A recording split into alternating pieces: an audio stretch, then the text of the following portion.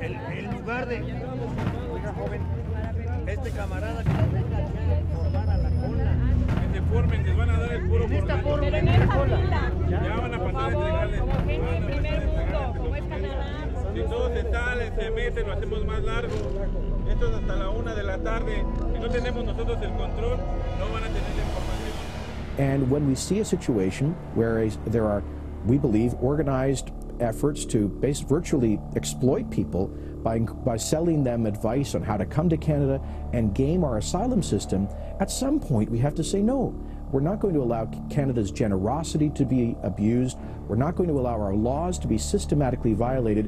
And we're not going to set up a two-tier immigration system, one for people who patiently wait in line legally to come to the country, and a second tier for people who break our laws by jumping in through the back door, making false asylum claims. And quite frankly, 90% of the asylum claims being made by Mexican citizens are being rejected as unfounded by our Independent Immigration Refugee Board. That indicates to us a massive gaming of the Canadian system, a violation and abuse of our generosity. Mi país reconoce la admirable tradición canadiense de brindar refugio a aquellos que escapan de la persecución, la discriminación o la violencia generalizada. Sin embargo, sé también que ha habido excesos de parte de quienes, abusando de la generosidad del pueblo canadiense, han distorsionado los nobles propósitos del sistema de refugio para otros fines, y que ello llevó al gobierno canadiense a establecer el requisito de visa que no existía entre nuestros países. El pueblo mexicano es un buen amigo de Canadá. Los mexicanos visitamos este hermoso y gran país con múltiples propósitos que enriquecen a nuestras sociedades. Cientos de miles de turistas mexicanos solían visitar cada año Canadá y ese flujo ha bajado casi un 40% en el último año. Respetamos profundamente el derecho de Canadá de decidir sobre su sistema de inmigración. Sin embargo, no puedo omitir el compartirles nuestro pesar por esta serie de acontecimientos y de decisiones. La historia la conocemos ya. En el verano de 2009, Canadá decidió cerrar las puertas. Impuso un visado a ciudadanos de México y desató la tormenta de norte a sur. Esto tiene un origen y un marco. La más grande oleada migratoria jamás experimentada entre ambos países. En la última década, hasta 50,000 mexicanos buscaron mudarse a Canadá. Algunos dicen haberlo hecho en busca de un refugio de la violencia en México. Otros se fueron simplemente a trabajar, como tantos más que lo han hecho en Estados Unidos. Y también hubo quienes quisieron y aún quieren sacar provecho, montándose en esta oleada para convertirla en negocio. Nosotros, siendo abogados, cobramos 3.500, en este caso con el incentivo, pues sería 4.000, por toda la asesoría, dure lo que dure, y sale de aquí con la residencia en la mano. Este video fue tomado en un hotel de la Ciudad de México a finales de agosto pasado.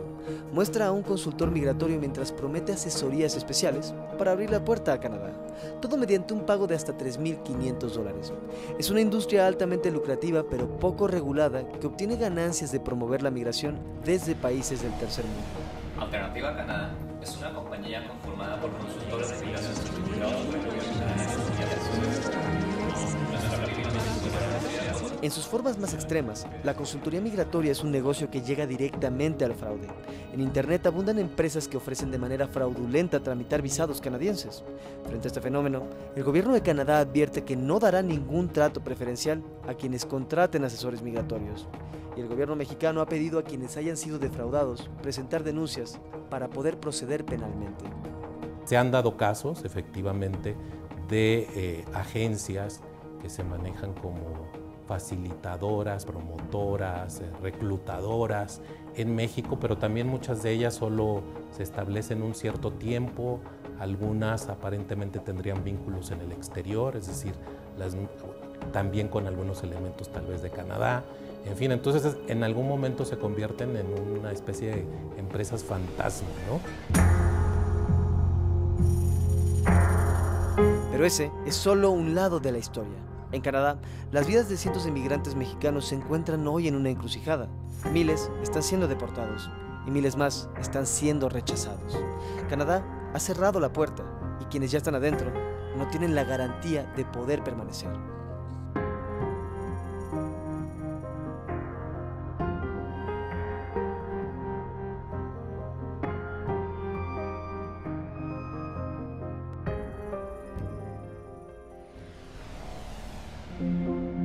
El grueso de las deportaciones se están llevando a cabo en la Canadá francófona.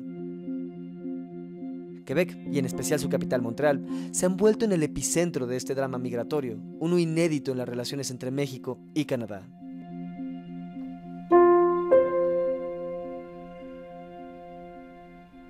Él es Diego y representa un lado de este relato.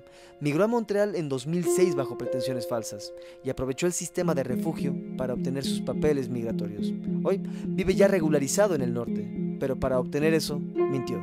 Inventó una amenaza que no existía. Mi familia tiene un rancho en el estado de Puebla y la situación que les planteé es que éramos perseguidos por rosetas y que nos han venido a buscar incluso a las instalaciones del rancho. ¿Eso no es real? No, definitivamente no lo era. La historia de Diego es clave porque permite ver el argumento del gobierno canadiense de haberse visto obligado a cerrar el acceso a refugiados mexicanos porque había muchas solicitudes falsas. Y aunque eso es debatible, lo cierto es que el número de aplicaciones mexicanas de refugio llegó a niveles históricos en la última década. Es un lapso que coincide con la peor ola de violencia jamás registrada en México. Si bien algunas historias, como la de Diego, son falsas, otros mexicanos que sí requieren auxilio estarían pagando el precio de una política a rajatabla, o como se dice popularmente, justos están pagando por pecadores. Él es Stuart Isbanfi y es un abogado especializado en migración y solicitudes de refugio. Durante 20 años ha llevado cientos de casos de mexicanos perseguidos en México por distintas razones, desde narcotráfico y corrupción hasta preferencia sexual y violencia de género. Hay un gran prejuicio en contra de los mexicanos ahora. El gobierno conservador que fue elegido en 2006 ha tomado la posición que los mexicanos son todos abusadores y hay varios mecanismos que ellos han puesto en el tribunal y en el sistema administrativo para decir no a los mexicanos. ¿Qué se le está diciendo? ¿Es difícil defender a un mexicano que pide refugio en Canadá? Es difícil, sí, porque hay esos prejuicios, pero también si uno tiene las pruebas, realmente hay crisis de derechos humanos hoy en día en México y hay gente que no puede tener protección en México y necesitan salir. Esa es una advertencia que comparte el Consejo Canadiense de Refugiados. En 2009, una mujer mexicana que había pedido asilo fue deportada de vuelta a México y apareció asesinada en el norte del país porque Canadá decidió no creer en su historia. But our concern is about how the overall climate is for Mexican claims, in the sense that there's been a lot of political comment about, very negative about Mexicans who make refugee claims. There's been a lot of generalizations to suggest that Mexicans don't need protection in Canada. And that has, in our view, influenced some of the decision makers so that they come with a more negative attitude than they should. Well, one case that got into the media in Canada involved a family where one member of the family, a young woman, was not given refugee protection in Canada. After her return to Mexico, she was kidnapped and her body was later found with a bullet in her head.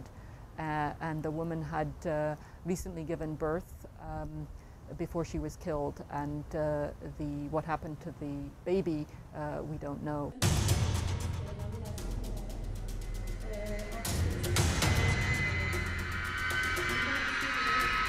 En tanto la crisis se acentúa, una agrupación conocida como Mexicanos Unidos por la Regularización ha surgido en Montreal.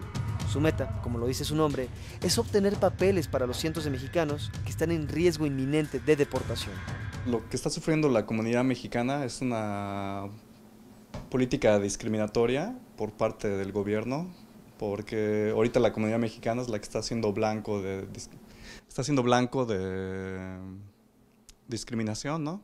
Llegas ante el juez y entonces ocurre que eres tratado como un criminal. El hecho de ser mexicano, llegar ante el juez de migración, quiere decir casi que el juez te va a rechazar.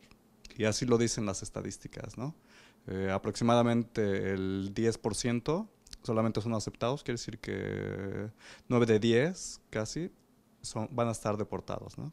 Mucha gente va a quedar sin papeles. Y esto le conviene tanto al gobierno mexicano, tanto como al gobierno canadiense. Le conviene al gobierno canadiense porque va a tener una mano de obra masiva y dócil, que no va a tener va a pagar impuestos por todo, pero no va a tener ningún derecho. No va a tener derecho a la educación, no va a tener derecho a la salud, no va a tener derecho a un trabajo digno y a las prestaciones que se tienen cuando eres un trabajador regular. Esto pues es una decisión sobre todo de índole económica, ¿no? Muchos de los integrantes del MUR han perdido ya la batalla y han sido deportados. Ante esa perspectiva, hay quienes han decidido pasar a la clandestinidad. Serán la primera generación de indocumentados mexicanos en la historia de Canadá. Para otros, espera una cita temible, la entrevista final. Pero este es un drama que no tiene visos de resolución, al menos en el corto plazo. El gobierno canadiense ha fortalecido sus policías migratorias y ha iniciado investigaciones para encontrar a esos mexicanos indocumentados. En los 6 últimos años hubo como 21,000 deportaciones de mexicanos. Y en este número hay como 21,600 deportaciones y 21,000 casos administrativos. El relato tiene muchos ángulos, pero parece que todos llevan a un desenlace inevitable. Canadá se ha cerrado y para muchos mexicanos el sueño canadiense se acerca al final.